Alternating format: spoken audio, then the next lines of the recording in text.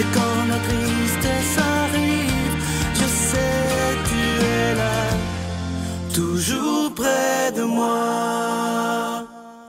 Bon matin, j'espère que vous allez bien. Si vous saviez comme ça me fait tout drôle de vous retrouver dans les émissions du matin, je vais prendre le temps, premièrement, vous avez peut-être écouté hier, de remercier de tout mon cœur Luc Faneuf qui était là pendant un an, qui a fait un travail magnifique. Vous allez continuer à le voir régulièrement. Et je dois vous dire, moi, je pense que ça fait à peu près 10 ans que je n'avais pas animé le matin.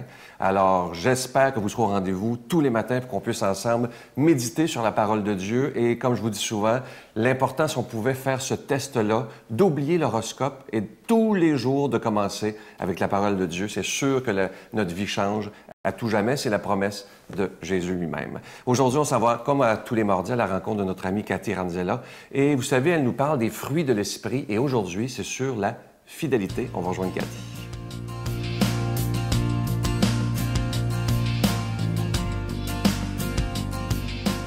Bon matin à tous! On continue la série sur le fruit de l'esprit dans Galates 5, 22 qui dit « Mais le fruit de l'esprit, c'est l'amour, la joie, la paix, la patience, la bonté, l'humilité, la fidélité, la douceur et la maîtrise de soi. » Mais je vais commencer avec une petite chanson de mon coffret de CD pour enfants entre nous qui dit « Le fruit de l'esprit est comme une orange qui est formée de plusieurs quartiers, un quartier de paix, un quartier de joie, de patience et de maîtrise de soi, un quartier de douceur, un quartier de bonté, d'humilité et de fidélité, le tout est enrobé de l'amour, c'est le fruit de l'esprit. » C'est beaucoup plus facile de s'en souvenir quand c'est chanté, n'est-ce pas?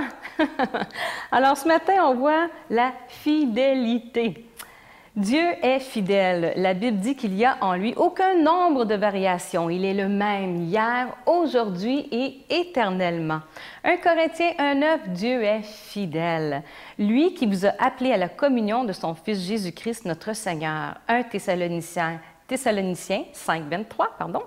Que le Dieu de paix vous sanctifie lui-même tout entier et que tout votre être, l'esprit, l'âme et le corps, soit conservé irrépréhensible lors de l'avènement de notre Seigneur Jésus-Christ. Celui qui vous a appelé est fidèle, et c'est lui qui le fera.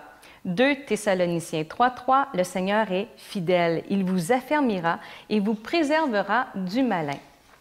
Notre Père céleste, le roi des rois, notre papa roi, a le pouvoir de nous affermir et de nous préserver du mal. Même Jésus, quand il priait, il disait « Père, je ne demande pas que tu les enlèves du monde, mais que tu les préserves du mal. » Alors notre papa, créateur du ciel et de la terre, le Tout-Puissant, Dieu fidèle, peut nous garder.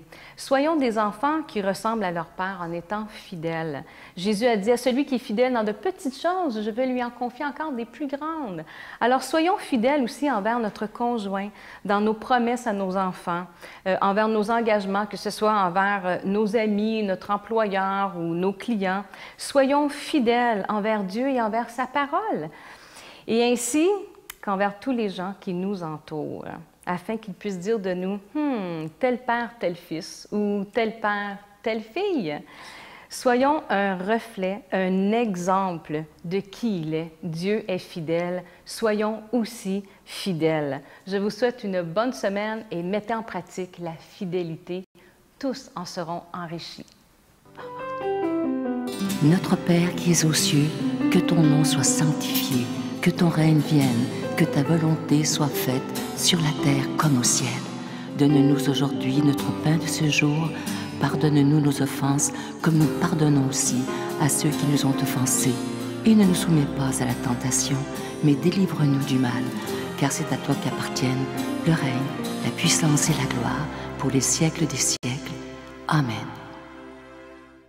Je suis tellement content de vous parler de ce beau cadeau du mois. Je sais qu'à cette période-ci, des milliers de personnes attendent l'Ange de Noël. C'est une collection. Je sais que des milliers de personnes d'entre vous le collectionnez. Cette année, c'est l'Ange de Noël collection 2012. Et imaginez, c'est la première fois, mais c'est Sœur Angèle qui l'a choisi cette année. Elle le porte fièrement, d'ailleurs, aux émissions. Alors, c'est un bel Ange de Noël. Vous allez le voir, il est argenté. Il est orné aussi de petits zircons. Alors, je vous rappelle que c'est avec un don de 25 $ si vous en voulez un.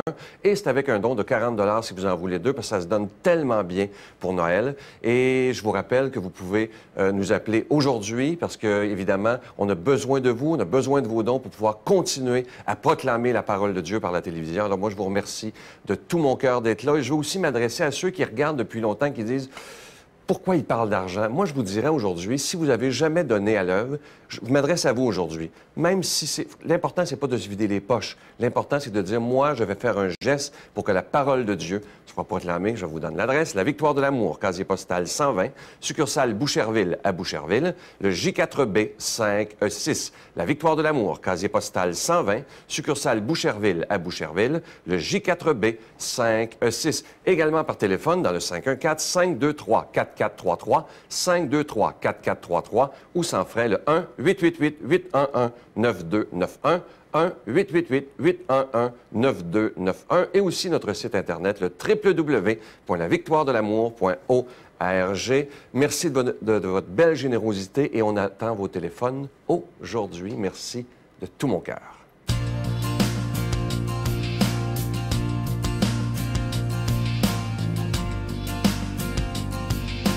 On est maintenant arrivé au moment le plus important de cette émission, celui de la proclamation de la parole de Dieu. Et j'aimerais tellement, parce qu'on est ensemble tous les matins, qu'on puisse faire comme si c'était la première fois qu'on entend l'Évangile, parce que l'Évangile, c'est vraiment la parole de Dieu qui peut toucher notre cœur. Et aujourd'hui, on s'en va à la rencontre de notre ami, l'abbé Raymond Gravel.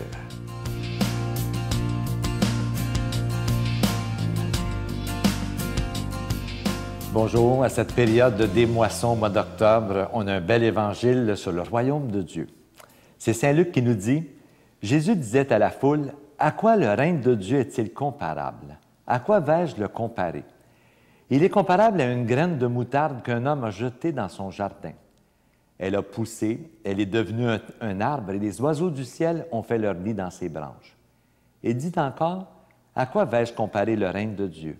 Il est comparable à du levain qu'une femme enfouit dans 3 grandes mesures de farine jusqu'à ce que toute la pâte est levée. » Partout dans les évangiles, on parle du royaume ou du règne de Dieu. Ça veut dire quoi, ce concept du royaume de Dieu? Alors, c'est une expression qui a été charriée beaucoup dans l'histoire. Vous savez, il y a encore des sectes religieuses aujourd'hui qui attendent le royaume de Dieu comme un événement politique et ils vont même s'empêcher de voter aux élections parce qu'ils se disent « on attend que Dieu vienne régner sur le monde ». Bon, je pense aux témoins de Jéhovah, puis à d'autres aussi, qui attendent là, passivement le royaume de Dieu. C'est quoi le royaume de Dieu? Le royaume de Dieu, j'ai lu dans le dictionnaire de la théologie, bon, ça veut dire que le royaume, ce n'est pas un système politique particulier, comme certains le croient, et qui va s'établir un jour ou l'autre. Le règne de Dieu, c'est une réalité spirituelle qui est déjà là, nous disent les évangiles. Il est en pleine croissance.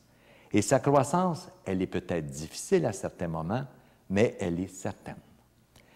Au fond, quel que soit le régime politique dans lequel nous sommes, que ce soit la monarchie, la démocratie ou l'aristocratie, le royaume de Dieu, il est en pleine croissance. Et les paraboles pour le décrire nous montrent de quoi il est fait et comment il se construit. Une chose est certaine, ce royaume de Dieu va atteindre sa plénitude au terme de l'histoire humaine. C'est sûr, c'est évident parce qu'il se construit sans cesse. Et c'est là qu'on va pouvoir festoyer, célébrer, et la prophétie de l'Apocalypse de Saint Jean va se réaliser lorsque Saint Jean nous dit « Je vis un ciel nouveau, une terre nouvelle, car le premier ciel et la première terre ont disparu et la mer n'est plus. » Et Saint Jean continue en disant « J'entendis venant du trône une voix forte qui disait « Voici la demeure de Dieu avec les hommes, il demeurera avec eux, eux seront ses peuples, pas son peuple, ses peuples, donc la diversité, et lui sera leur Dieu. Il essuiera toute larme de leurs yeux, la mort ne sera plus, et il n'y aura plus ni deuil, ni cri, ni souffrance, car le monde ancien aura disparu. » Dans le fond, c'est le terme de l'histoire que Saint Jean, l'Apocalypse, essaie de nous décrire. Et il y a des mots qui collent très bien avec l'idée du royaume pendant qu'il se construit. Le mot « justice », le mot « paix », vérité, conversion, pardon, égalité, dignité, miséricorde, gratuité, générosité, confiance, espérance et amour. Ce sont des mots qu'on doit utiliser aujourd'hui, non pas seulement dans nos langages, mais dans nos actions pour nous aider à bâtir le règne de Dieu qui est en construction. Et Christ a besoin de nous pour le faire. La parabole qu'on a aujourd'hui, les deux paraboles qu'on a aujourd'hui, la graine de moutarde, ça oppose le commencement et la fin. Au début, la graine, c'est la plus petite de toutes les semences, et à la fin, elle devient un grand arbre, la plus grande des plantes potagères, de sorte que les oiseaux du ciel peuvent faire leur nid à son ombre. Et les oiseaux du ciel, si je lis bien la Bible, dans le livre d'Ézéchiel, ce sont tous les peuples de la terre. Alors cet arbre, qui est la petite graine de moutarde, ça veut dire qu'elle regroupe tous les oiseaux du ciel, ça veut dire tous les peuples de la terre. C'est le rassemblement, c'est la finalité du monde. Ça veut dire que la petitesse des commencements de la bonne nouvelle qui a été semée en terre de Palestine ne doit pas nous faire désespérer du résultat final. Au cours de l'histoire, tous les peuples seront atteints par l'Évangile. Et c'est ce qui fait la beauté du royaume, c'est que ce royaume qui est en construction, difficile à certains moments, mais il est en construction d'une façon certaine. La bonne nouvelle n'est donc pas réservée à un peuple en particulier ou à une élite. Elle est bonne nouvelle pour tout le monde. Il faut donc faire confiance que cette petite graine de moutarde va devenir un grand arbre, ce qui signifie que le règne de Dieu, irrésistiblement, se construit avec le concours des femmes et des hommes de tous les temps qui ont à travailler à faire advenir ce règne-là. Et leur travail consiste à quoi?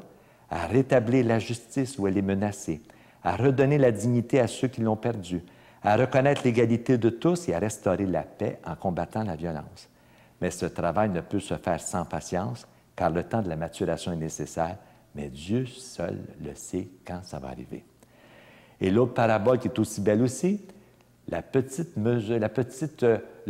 peu de levain dans la pâte pour faire lever toute la pâte. On est invités, nous les chrétiens, à devenir ce levain dans la pâte. Il n'y a pas grand-chose de levain, mais mon Dieu qui sert à faire lever la pâte. Alors aujourd'hui, je pense qu'on a tout ce qu'il faut pour continuer à travailler pour le règne de Dieu. Je vous bénis au nom du Père et du Fils et du Saint-Esprit. Amen. Je vous salue Marie, pleine de grâce. Le Seigneur est avec vous.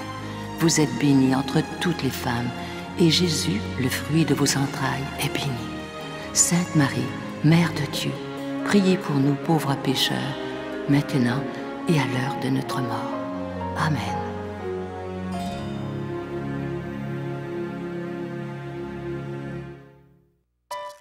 La Victoire de l'amour, en collaboration avec Voyage Intermission, vous invite pour une 18e année consécutive à une retraite spirituelle à Cancún au Mexique, à l'hôtel Iberostar. Venez vivre des moments de ressourcement inoubliables en compagnie de l'abbé Donald Thompson, le retour de l'unique sœur Angèle et moi-même. Enseignements et célébrations eucharistiques à tous les jours, du 19 janvier au 2 février 2013. Je vous invite à réserver rapidement avec Voyage Intermission au 514-288-6077, 288-6077 ou sans frais au 1-800-465-3255, 1-800-465-3255. Les profits de ce voyage sont remis à la Victoire de l'amour.